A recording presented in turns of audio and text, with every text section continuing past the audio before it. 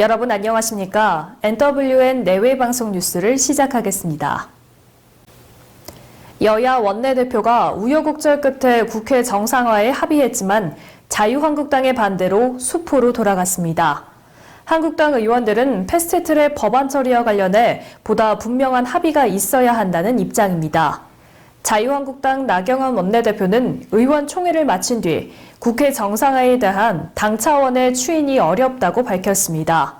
나 원내대표는 의원들로부터 조금 더 분명한 합의가 있어야 한다는 의사표시가 있었다며 선거법과 공수처법 패스트트랙 법안을 원천무효화시키라는 국민의 뜻을 겸허히 받아들이기로 했다고 밝혔습니다. 앞서 문희상 국회의장 주재로 열린 3당 원내대표 회동에서 6월 임시국회를 정상 가동하자는 합의가 이뤄졌습니다. 80일 만에 극적으로 접점을 찾았지만 한국당 의총 결과에 따라 국회 정상화는 2시간 만에 수포로 돌아갔습니다.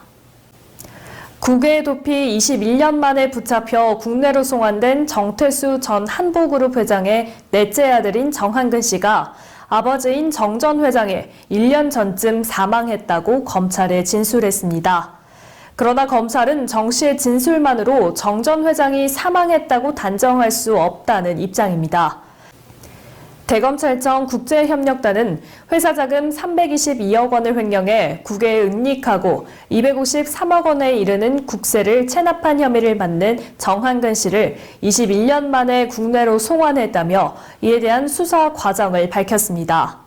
협력단에 따르면 정태수 전 회장의 넷째 아들인 정한근 씨는 지난 1998년 한보그룹 자회사를 운영하며 322억 원의 주식 매각 자금을 빼돌린 혐의 등으로 검찰 수사를 받다 잠적했습니다.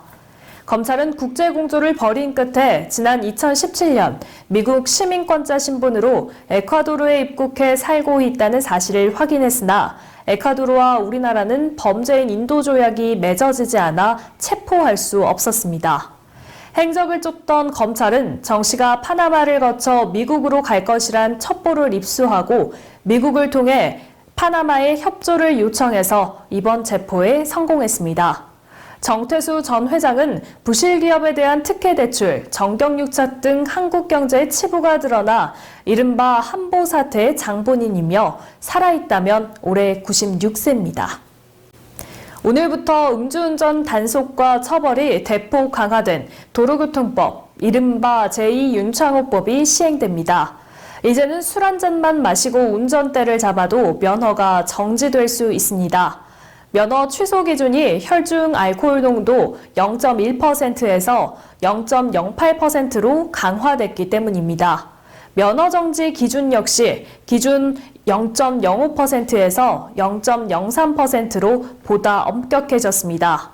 경찰은 오늘부터 2달간 음주운전 특별단속도 실시합니다. 음주운전이 잦은 밤 10시부터 새벽 4시까지 취약지역을 집중단속합니다. 검찰 역시 음주 교통사고를 중대범죄로 보고 구속이나 처벌 기준을 강화합니다. 혈중 알코올 농도 0.08%가 넘는 상태로 중대사고를 일으킨 경우 구속 수사를 원칙으로 하고 피해가 크고 상습적인 경우 법정 최고형인 무기징역을 구형하기로 했습니다. 지난 15일 북한 어선이 강원도 삼척강 부두에 정박한 사건과 관련해서 어제 오전 정경두 국방장관이 대국민 사과를 했습니다. 뿐만 아니라 국방부는 후속 조치로 합동조사를 펼치기로 했습니다. 하지만 해상판 노크 귀순이라는 비판과 함께 어선 발견 장소와 폐기 유무에 대해서도 뒤늦은 대응을 하면서 축소 왜곡 발표 논란이 쉽게 가라앉지를 않고 있는데요. 우리 군은 NNL을 넘은 이 목선을 57시간 동안 인지하지 못했기 때문에 군 당국의 책임을 피할 수 없을 것 같습니다. 북한 주민 4명 중 선장은 가정 불화 때문에 넘어왔다 이런 얘기를 했고 또 한 명의 선원은 한국 영화를 보다가 걸려서 처벌을 받을 상황이기 때문에 남으로 왔다 이렇게 얘기를 한 걸로 전해지는데요. 추후 정확한 합동조사 결과 발표가 주목됩니다.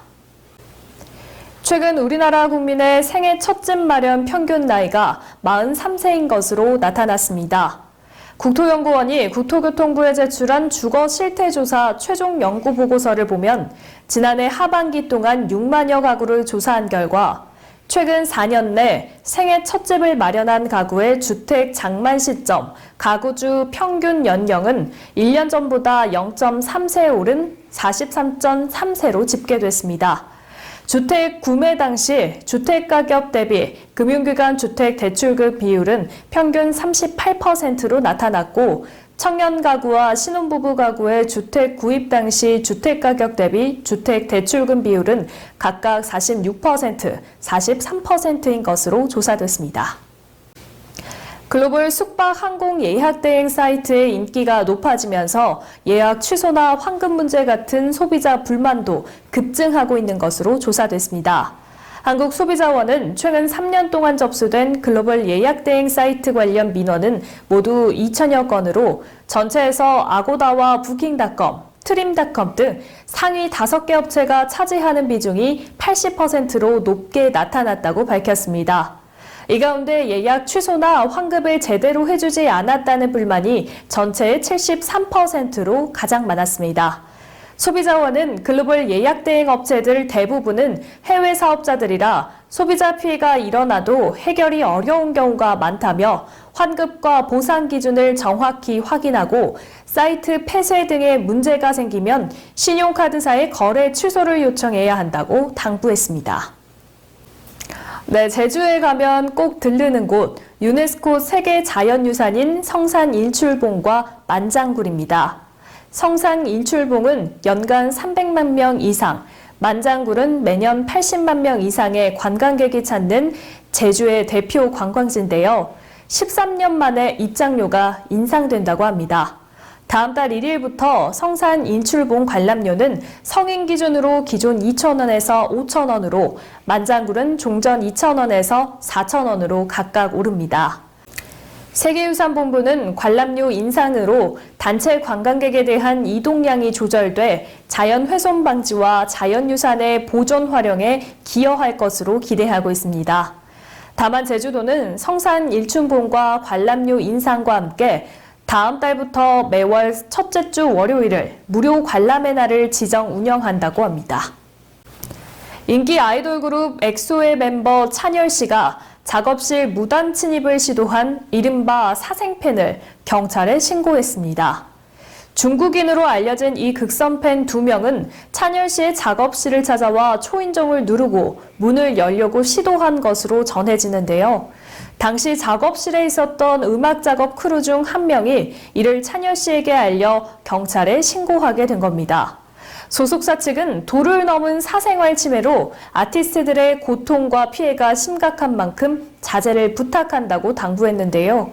찬열 씨도 팬덤도 무단 침입을 시도한 사생팬에 대해 강경 대응을 요구하는 성명문을 발표하며 유명 연예인이라 할지라도 개인의 프라이버시를 지켜야 한다는 목소리를 높였습니다. KL PGA 투어 BC카드 한경 레이디스컵에서 조정민이 7타차를 뒤집으며 역전 우승을 차지했습니다. 선두의 7타차 공동 6위로 최종 라운드에 나선 조정민은 6번 홀부터 4개 홀 연속 버디를 잡아내는 등 마지막 날 5언더파를 몰아치며 최종 합계 12언더파 276타로 조하연을 1타차로 제치고 시즌 2승을 고지에 올렸습니다. 우승 상금 1억 4천만 원을 받은 조정민은 상금 랭킹 2위로 올라섰습니다. 지난 20일 경기도 양평군 용문사 특별무대에서 소상공인 살리기 발대식이 약 1,000여 명의 경기도 위원들이 모인 가운데 성대하게 거행됐습니다. 초대 가수 최서아의 축하 공연으로 시작하여 전 경기도 의원 임두순의 진행으로 소상공인 살리기 발대식이 열렸습니다. 수도권의 소상공인위원회가 모인 자리에 자유한국당 원내대표 나경원 의원이 참석해 축사와 격려사를 했습니다.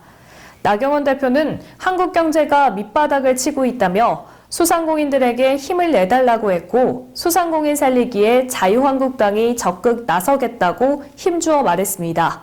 자세한 소식 저희 화면으로 만나보시죠.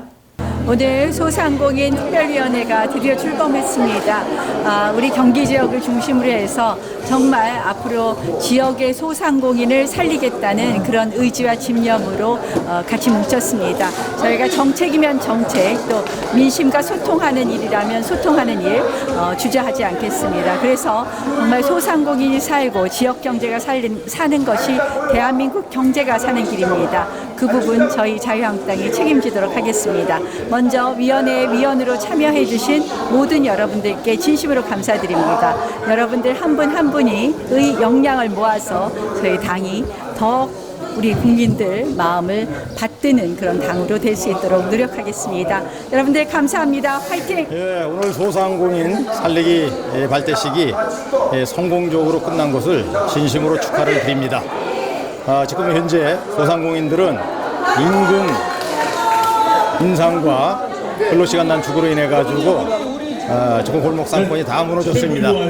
이런 것들은 정치권들이 좀 제대로 파악해서 법도 개정하고 또 지원도 아끼지 않아야 되는데 이런 것들이 소홀하지 않나 생각합니다. 특히 또 여야 간의 온도 차이가 너무 심각합니다. 지금 여당은 경제 지표를 가지고 경제가 좋다. 그러나 언론이 나쁘게 보도하기 때문에 국민들이 덩달아서 나쁘게 생각한다라는 그런 온도 차이가 있습니다. 이건 정말 잘못된 생각입니다.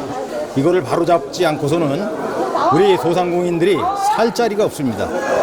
국민들이 느끼는 체감 경기를 직접 여권들이 느낄 수 있도록 우리가 힘을 뭉쳐서 반드시 강력한 규탄 대회를 열든지 해가지고 우리 소상공인의 어려운 점을 반드시 관철시켜서 지원과 결집을 할 수 있도록 노력할 것입니다. 예, 감사합니다. 6월 25일, 오늘은 1950년 6.25 한국전쟁이 발발한 지 69주년이 되는 날입니다. 6.25 전쟁은 우리가 잊어서는 안 될 가슴 아픈 역사의 날이며 나라를 위해 희생한 많은 분들에게 감사를 되새기는 날이기도 합니다. 수많은 호국영령과 순국선열, 애국지사의 고귀한 희생을 잊지 않아야겠습니다. 오늘 뉴스 여기서 마치겠습니다. 시청해주신 여러분 고맙습니다.